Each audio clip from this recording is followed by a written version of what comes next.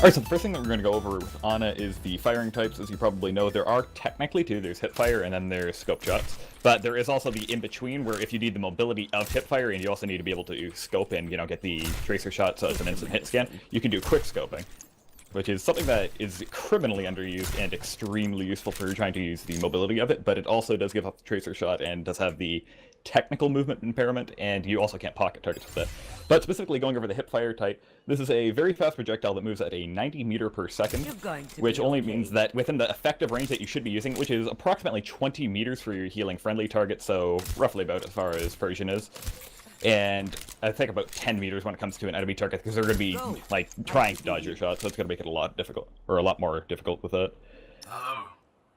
Two of the key advantages with that is that you can just constantly walk around on the ground and you can be firing at targets while having full movement speed, so you don't have to worry about the movement impairment. I'm pretty sure it's about 30% I think, when you're scoping in, which does get you killed much more quickly by a Genji. Like, let's say if we have a Widow on the opposite side, she's sitting over there, I'm trying to pocket a tank. Like, let's say it's Reinhardt holding his shield right here, trying to cover bottom, and I'm just hip-firing instead. I can be moving around. It's going to make it a lot harder for the Widow to hit me, but if I'm doing this, then she's going to be able to get a shot very easily. Same thing with any projectile heroes, because they have the wider hitboxes, it's going to be a lot more forgiving for them. So you need to be careful of that when you're scoping in. When it comes to quickscoping, this is the absolute go-to method of shooting, and it is effective for about double the range that hipfire usually is, which is up to 20 meters. So this can be working up to roughly about 40 meters before you want to be hard scoping regardless. But, well, you're pretty much not going to even be worried about those kinds of shots. You're going to be talking about trying to outsnipe a Widow at that point, which you should not be worried about. Do not be trying to 1v1 Widows with Ana. This is actually a very effective way. Like, let's say I'm playing over here and I see a tracer that's trying to come up through the server room. I can take a quick scope shot at her, because if there's a Widow watching me, then I don't want to be sitting here trying to scope, getting multiple shots on her as she's trying to walk up. And I also can't be hip firing at her because it's just not going to hit at all. There's no chance of that. Yep. Okay. This is pretty much your go-to method of shooting in pretty much every scenario against any target, including tanks, because at a certain range, tanks are going to become unpredictable and they can be moving out of your hip-fire range regardless. So, Widow's right around this corner. I want to hit shot on our Genji. You want to be quick-scoping that. And you don't always have to be jump-shotting with the quick-scope either. You can just be doing one quick-scope on it, and you're still going to have the movement speed right afterwards. You just don't want to be holding into the scope for 2 shots in a row, because you're going to be in the scope for, like, what, 1.5 seconds versus, like, half a second if you just do a quick scope. Maybe, like, a quarter second, even. So, Persian, you want to go Reinhardt for a quick second or something? Ryan? I just want to show the quick scoping over this. I'm going to go over hard scoping for a second while he's doing that, too. Hard scoping is something that you only want to be using in very extreme scenarios. So, our Ryan's getting pressured on front line, so as soon as he gets over here. Where am I going? Go pit choke. Pit choke, I should say. If Ryan's getting heavy pressure, then I want to be throwing a nade on him to try and keep him alive with that. And let's say he's moving around or he's getting knocked around by a Winston that's ulting, then I want to be scoping in to try and deal with that. Because I can't be like trying to predict where the Winston's going to be flailing him and how far he's going to be going, because that is really hard to do, quite frankly. This is also very useful for trying to deal with a Pharmercy. I'm not going to get 2 people into the game to just demonstrate that, but yes, it is effective for dealing with a Pharmercy. That's more for repelling them. Don't expect to actually be taking them down, and same thing with a Pharah. You want to be hard scoping on them, but you don't want to usually be staying in position, so that's why quick scoping is usually much more effective against Pharahs. Moving around up to positioning, we have always playing around cover. This is obvious for pretty much every reason that you could possibly think of. You're a sniper, you want to be side to ground cover. You're also going to be extremely vulnerable as a healer, and that's why you want to be using the hipfire as much as possible, because you notice that this doesn't have the tracer shot, whereas if I do scope in, you can see that line, and pretty much everybody on the enemy team is going to be noticing that, especially when you get into higher ranks. They're going to be taking advantage of that and knowing where your location is immediately. Another thing about cover, though, you don't always have to be using, like, random debris or just walls. You can also be hiding behind teammates. So if you are playing against a dive comp team, that means that you're probably going to be sitting more behind your team, which it's generally not favorable for Ana. You might want to be playing another healer for that. But if you are doing something like that, then let's say there's a Widow on the enemy team. Let's say if I had something like a Roadhog even, I just want to be hiding behind him to try and get to cover. Alright, and the positioning for Ana in comparison to dive versus a tank team. This is talking about what the enemy team comp is. If the enemy team comp is running a much more death volley comp, then I could be sitting somewhere up there because it's going to be hard. If they even just have like a tracer, I'm going to be able to see them coming all the way up, and I can call for peels as soon as I see the tracers coming up after me. Whereas if they're running a full dive comp, then I can't be sitting up there. If I'm sitting up there, a diva's going to come across from boxes all the way over to me. She's just going to instantly dive, DM me if I try nading myself, and a Winston jumps in from the low ground up onto me. I'm basically already dead. There's no chance that I'm going to get out of that, or there shouldn't be any chance. So you want to be sitting much more close to your team when you are playing in a dive comp, or be at least very cautious.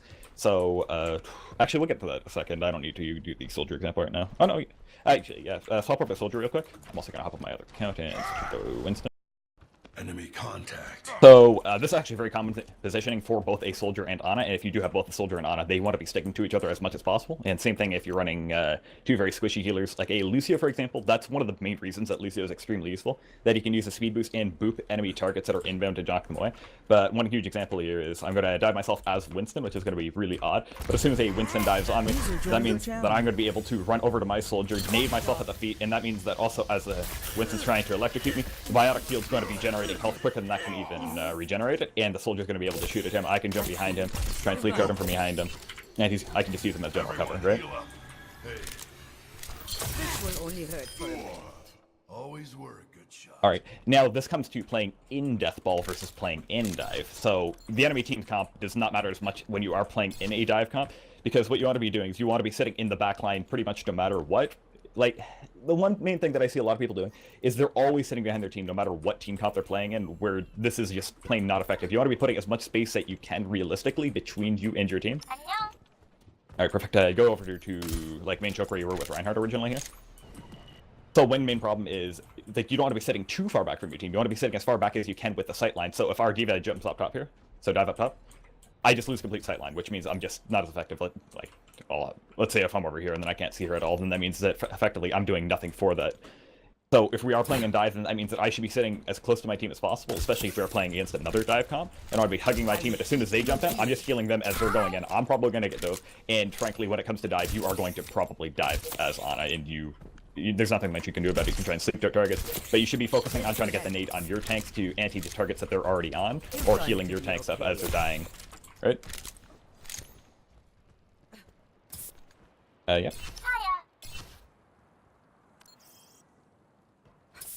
Alright, now I want to just run up top and show you exactly how Ana could be positioned more on that dive. Just take advantage of sightlines as much as possible, but when it does come to playing with a dive comp, your positioning is not going to matter as much as long as you just have the sightlines. You just need to be paying attention to that. So, Persian jump from the high ground onto the high ground, or onto, like, the higher ground.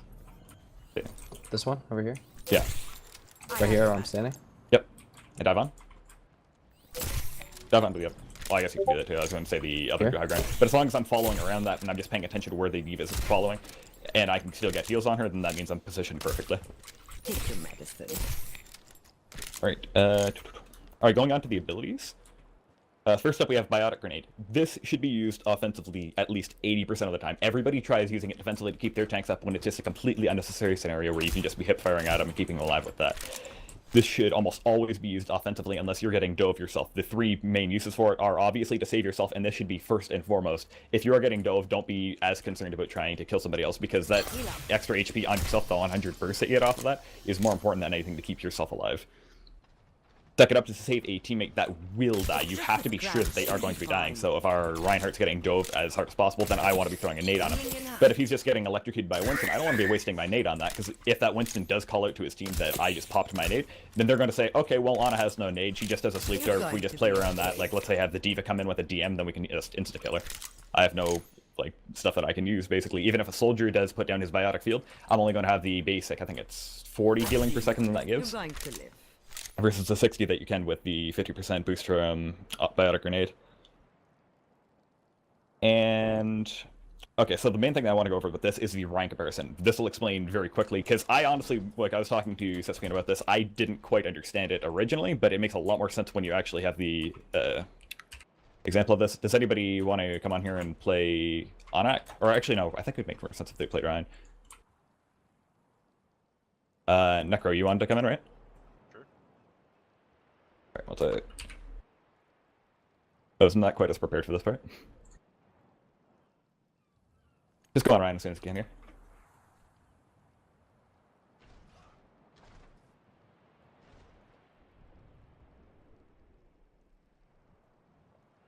meet up at the front line with Persian. Or Sal, whatever he wants to call himself anymore. I have found the enemy. Come and face me. Hello. Greetings. So when it comes to a Ryan v Ryan battle, why the offensive nade is so powerful is, let's say they start swinging at each other, and I throw a nade to heal my Ryan. Well, that was obviously a little bit too short. And then I throw a nade to heal my Ryan. This is just going to come to a pretty equal battle because we're going to be out healing what the other Ryan's damage is going to be out.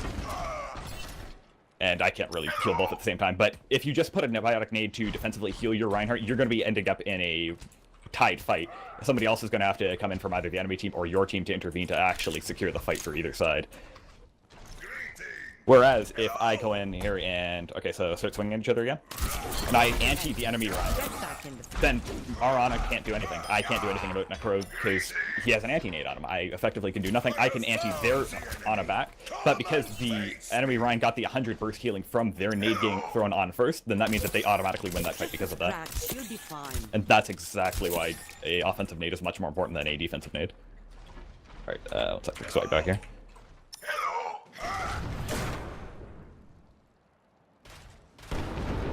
You're powered up. Get in All right. there.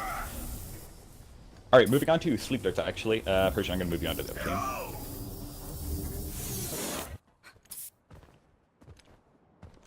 Genji? Alright. We're not doing the counter dives right now, but I'm just talking about why you should not be going for those really offensive darts. Ah. So, come into pit right now or something?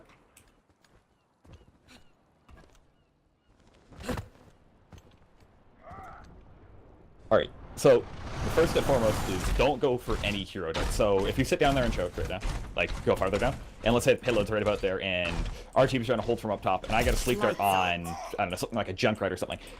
This is a hero dart. This doesn't mean anything. If our Ryan's over here, if he charges that, he's suiciding. He's charging right into the enemy team. It's going to mean nothing.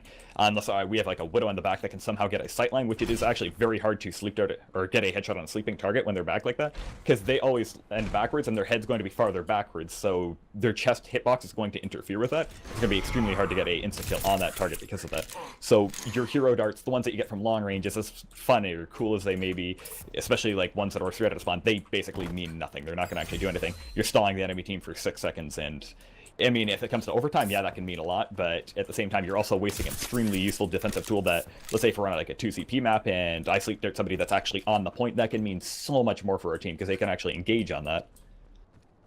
And the number one use for sleep dart is, if you go, I don't know, like Winston or something, is to, actually I don't think we need to do that quite yet, but is to save yourself from a diving target going onto you. And the main thing is you can't be too trigger happy about it. You can't pop it as soon as you see a Winston inbound on you, because he's probably just going to pop down a bubble, or if it's going to be like a D.Va, they're going to be popping a defense matrix and it's just going to eat your dart right away. It means nothing then. You need to be very careful about it, and you need to make sure that they have no defensive things that they can use against you, especially to reflect it like a Genji. That's horrible. Another big thing for sleep dart is to be sleeping enemy counters. If we have, let's say, a nano visor and the enemy team has a D.Va, I go and sleep the D.Va as soon as I can, and then I nano our soldier so he can get nano visor off, and as long as he's just aiming around the D.Va and being very careful not to shoot her, then she effectively couldn't do anything about that. She's out of the game entirely because of that sleep dart. So you need to be using your sleep dart as a completely utilitarian tool. Don't go for like those really long range sleeps. Those don't mean anything. That's the third time I'm saying that. So a general rule is if you don't think that you are going to be able to hit a target with a sleep dart, don't go for it. If you're going for something at like 30 meters plus, I'd say is probably about the range that it's just not even going to hit unless they're standing still as a Widow or something. Even a Widow's probably going to be 80-80 strafing, so they're going to be out of that. On a side note, you should always be 80-80 strafing when you can. Don't ever stand still as Ana, especially when you're scoped. Alright, I'm Persian back here. And a boost again. Who? Play Ryan and come over here to choke again.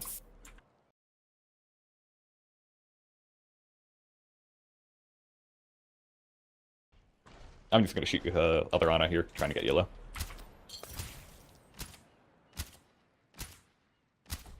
Alright, so the absolute primary use of Nano Boost should be for the damage resistance. The damage resistance is like 3 times more powerful than the damage boost that you actually get from it. It can be an absolute, like, crucial side effect to it, especially when you're comboing with other alts on your team, but you should actually be using this more defensively in general usage. It's kind of similar to what people are getting confused.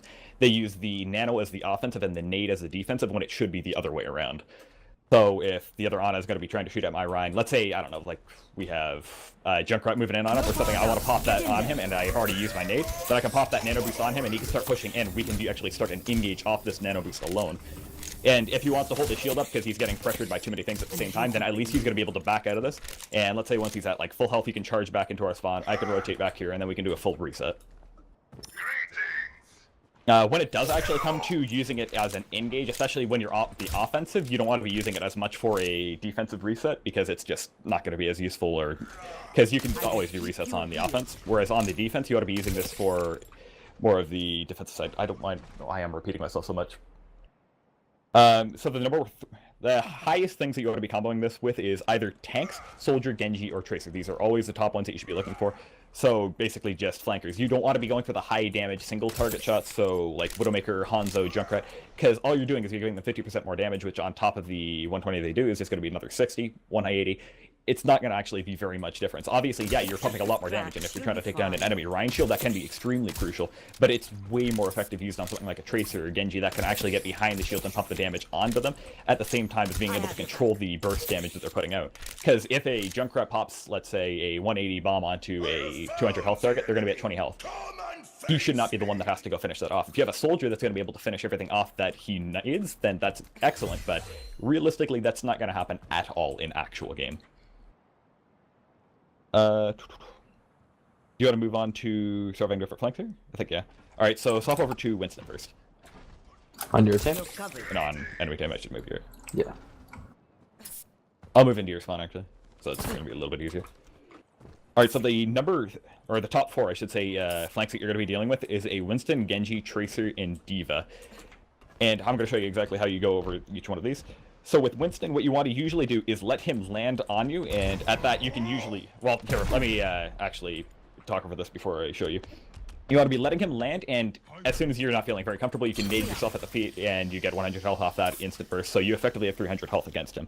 And what you want to be doing is as soon as you see him place the bubble down, or even if he doesn't, you want to be running straight at him if there's nobody else like around him that's diving with him, or even in that case scenario, because it's going to be difficult to deal with that anyways. User left your channel. You want to be running straight into him, so...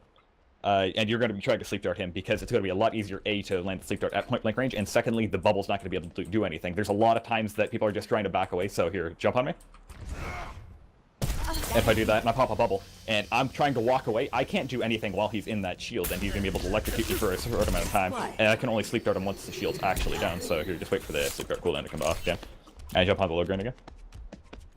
And I just want to demonstrate this running into the bubble. So I want to be running straight at him, and, well, there's nothing the bubble can do, and he can't really do very much because he has a massive hitbox target, on top of the fact that projectiles and Overwatch have massive hitboxes. Swap over to Genji now. Genji is going to be absolutely the hardest to deal with, and personally, I have not perfected this in any way, shape, or form, so it's still something I'm trying to work on myself. But you want to be shooting at him until you can bait him into reflecting, so it does involve, like, landing shots. And in this case, you want to be watching for his double jump arc and trying to hit him on the down strike, so as soon as he's starting to fall off that. So you want to be shooting him until he reflects, nade your feet as soon as he does reflect, and then you just have to be crouch spamming everything to try and avoid his shurikens as much as possible, and go for a sleep dart if he only has the reflect down. Do not go for it if he has it up, because he will be able to see you pulling that animation out. At least good Genjis will be able to. Tell me when you reflect back up here. Alright. 5 seconds. Yeah, no worries. I got it. Alright, so if I start spamming shots at him, I have to actually hit something, but... well, no, you're diving me. Diving?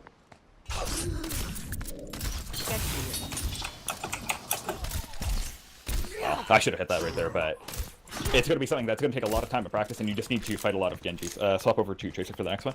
But it's just going to take a lot of time with understanding the projectile hitbox on enemy characters, and specifically working on Genjis. If you can, try 1v1ing a Genji friend that you know, and that will help you with it.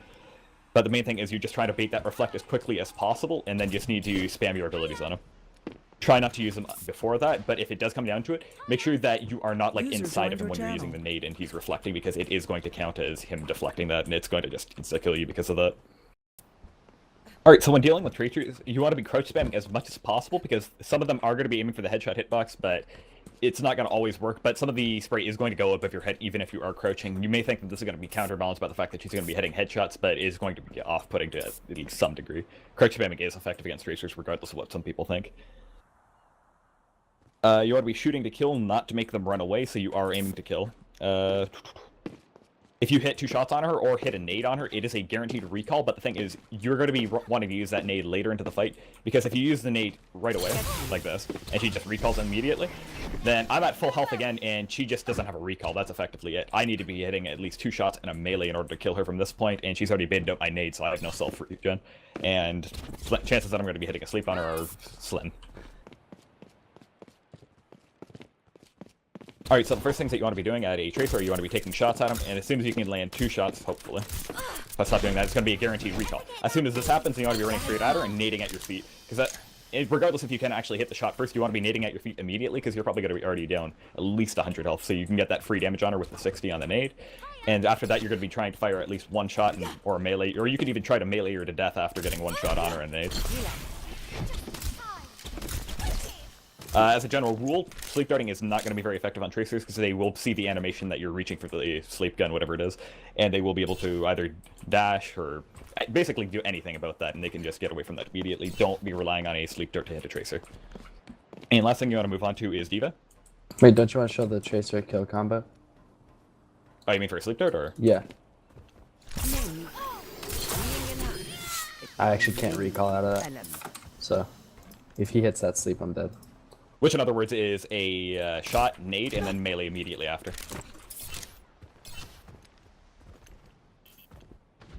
Alright, so the number one thing that you want to be doing with a D.Va is do not get too trigger happy, because she does have that defense matrix that is going to eat everything that you throw at her, so you want to be baiting that defense matrix as quickly as possible. They usually will start using it as soon as they see that you're starting to hit a couple shots.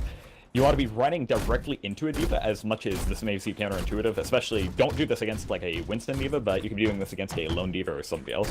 So if you're running at a D.Va, so try shooting me when I'm doing this. It's going to be a hard thing to track, especially in this kind of scenario. And if I'm hitting shots on her, then she's going to be baited into using defense matrix, and as soon as that's down, I can just nade at my feet. I have my HP regen, and as soon as I know that she doesn't have defense matrix, I can try taking a sleep dart at her again. There, I got greedy because she had the defense matrix regen. So I'm just waiting on sleep dart to regen right now. So running straight at him again. Try shooting me.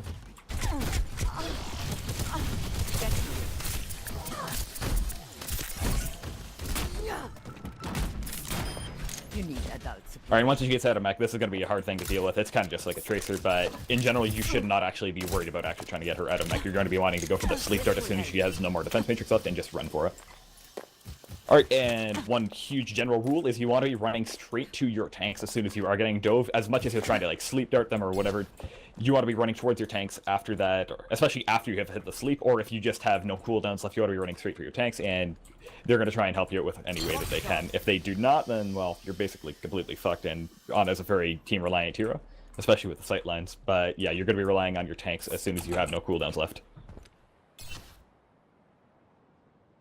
Alright, just a couple notes on pocketing. The main people that you want to be pocketing, or at least paying attention to who to pocket, is when you're nanoing a target, when you nade a target, because you want to be keeping them alive, and you want to be pocketing alt more than anything, especially if you have not nanoed them, because they are going to have no damage resistance or anything like that. They're going to be very easy to pick off. The main thing that you want to also keep in mind with Ana is you are a main healer, but you are not meant to pocket. She can pocket under there's very specific circumstances when you are nanoing a target or you need to desperately keep somebody alive, but you want to be focusing on more doing heals to multiple targets rather than what Mercy can do. As a side note, Suspian wanted me to include this. Stop shooting full HP targets.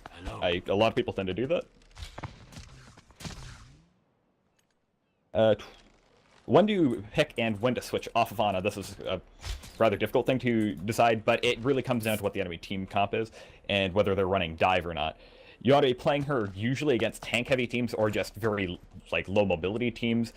Against heavy burst damage, especially like a Junkrat or something when you're going against it on an attack against a choke point, because that you can get the nade healing off, and that puts a lot of healing out. But in general, you want to be throwing those nades for the offensive, and that'll allow your team to burst through the choke really quickly. And you can also play her when your DPS sucks ass, apparently. I do not actually recall him writing that. That's pretty good, though. I personally recommend Zen if you really have bad DPSs and you do have a decent main heal, though. The part that you should be switching off is if you aren't landing enough shots or when you aren't using enough of your utility. So there's a lot of people that will just be landing shots, and you'll be feeling good if you are landing shots, whether it's on enemies or you're healing friendlies. But if you aren't getting enough offensive nades or getting enough like sleep darts on diving targets and you're just getting dove constantly, or if you're just in general getting dove and your team can't do anything about it, that's a huge time to switch off Ana. You can't be sticking with the character if it's not working at all. If you're looking for other things to swap to, if your DPS is just basically not doing anything about the targets that are having the backline, a pretty good solution would be either Zen or Lucio, because they can defend themselves much more easily. Especially Lucio, he's extremely slippery and hard to kill. Going over the macro play of Ana, Ana is probably about the best for doing the overall shot calling of positioning of your team, because she should be sitting on the high ground in general usage, especially playing against the tank-heavy teams or things that just can't get to you in the backline, and she will have the best visibility from the backline because of that. You should be making any callouts that you can and any game plans, even if this does come down to being in quick play or a scrim match, basically any scenario. You should be doing as much shot calling as you can, but you shouldn't be taking up the role as the main shot caller, because she does have inconsistencies with the fact that she can get dove so easily, and she has to focus on that as soon as she does. So you can't be relying on her for all of those, but do call anything that you can possible with Ana, because she has insane visibility. With the priority list, you need to learn your own priority list with healing in this game and playing Ana. With other healers, there are definitely certain ones, but this is something that changes game to game, because you want to be making sure that certain targets on your team are going to be keeping alive more than others, because chances are you aren't going to be able to keep up the entire team, especially on like just random quick play matches, comp, because there are some people that are just going to be absolute carries on your team. You need to make sure that they're staying alive over the tank that's just swinging at absolutely nothing or shielding nothing, right?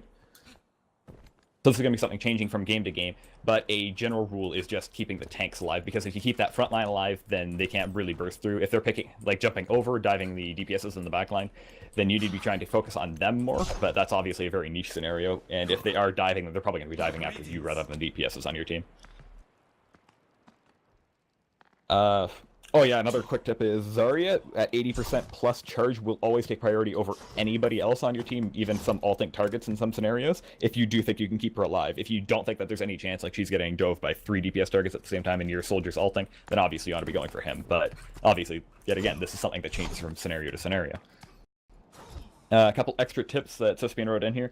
How you hang corners and sleep a tank to open up the fight. So if you could sleep the enemy Reinhardt while he's going for a fire strike, so if you count as soon as he throws out his fire strike, usually there's going to be like a 1 to 2 seconds after he already has it that he's actually going to use it. So counting 6, 5, 4, 3, 2, 1, and then he fires a sleep dart out there, and he's going to try and drop the shield. Especially if you pay attention to when he is dropping it. Like if he's just constantly spamming that every 6 seconds, then you can definitely go for the sleep dart for an opening. Or if you can sleep dart any of the tanks, tell your team to rush in, see if you can get an anti-nade on one of those tanks or whatever, and they should be able to secure the kill fairly easily on that. If you are looking for some Anas to watch, Chips Hagen, Unko, Ryu Jaehong are the 3 best Anas to watch, just hands down. There's nothing really debating that. Suspian personally prefers Chips Hagen. He says no bias. I'm pretty sure that's the definition of a bias. It's who you really want to watch, but I personally would prefer Ryu Jaehong. When you're starting a match, nading the enemy spawn to get some free alt charge off that and free anti. Hell, you might be able to secure a free kill off that. Very unlikely, but it's possible. But yeah, just nading enemy spawn, or I would not recommend sleep darting. You're not going to be able to usually get that, and you're going to be down your cooldown. And if they do call out that you have used your sleep dart, yet again, they're going to want to dive you. Also, if you like watching really entertaining streamers, Gale Adelaide's pretty entertaining. He's also extremely good at Ana. He's good for solo queue. If you're looking to be joining more in a team or scrimming environment, do not be following what he does. He does a lot of really stupid and risky plays. Pocketing your fellow healer, so Zen, Mercy, Ana, especially with Mercy, actually, she can keep you alive from a Winston attack hands down, and if you can hit like at least 66% of your shots, get a nade in there every once in a while, you should be able to easily sustain from a Winston. So do be paying attention to your other healer. This is something that you should be doing on all healers, actually. And going over the damage buff that recently happened to Ana, the fact that she got the 70 damage from 60 is a huge thing. It's absolutely great, and if you are going for a more offensive anti, or offensive Ana, I should say, it is great for that. But the thing is, you need to keep in mind that you are a main healer first and foremost, and if you're just picking up Ana, or you're very early in the stages of picking her up, or you don't feel very comfortable in general with her, then you want to be focusing absolutely on healing more than anything. You don't want to be worried about the damage until you feel 100% confident that you've gotten like decent anti-nades down, you've gotten how to deal with flankers that are jumping on you, you've got your mechanics down, how to lead your shots, and pretty much everything you want to focus over actually doing offensive damage. Did you really just write that? Persian? Yeah. Okay, well, Persian just wrote it's huge. Okay. It's That pretty much huge. wraps everything up. Does anybody have any questions? I would like to add that you can cancel Anna's reload with her abilities. So if you have a little bit of time to use an ability, start your reload. Yeah, that's true. Oh yeah, also, Okay. if you run out of ammo, like you shoot all 10 shots, the reload animation is slower than if you were to shoot 9 shots and then reload. All right. Oh wait, also, I had a question about your thing about sleeping the Winston. Yeah. What if he does the thing where he, like, dances around the edge of his shield? Then you ought to be running usually into the shield, because if he is dancing on the inner and outer edge of it, because of the size of the sleep dart projectile, it is going to be more likely to hit him, and he's going to be trying to dance on the inside more than anything. Okay, thanks. Right. Anything else? All right. Well, I think that about wraps everything up then. How would you go about improving your aim as Ana? If you wanted to improve your aim as Ana? Is there any specific things someone could do? You're just playing. You just need to continue User playing. disconnected from I the would definitely channel. try and recommend focusing on the hip fire, because what that helps you do is leading your shots more, especially if you don't have like 100 or sub 100 millisecond reaction time. It's going to be hard to follow a target or track a target, especially if you're not running on a 140 hertz monitor or something like that. So using the hip fire to lead your shots and trying to use that and focus on what enemy and friendly mentalities are and how they usually move will definitely help with that, especially when you're trying to use predictive aim.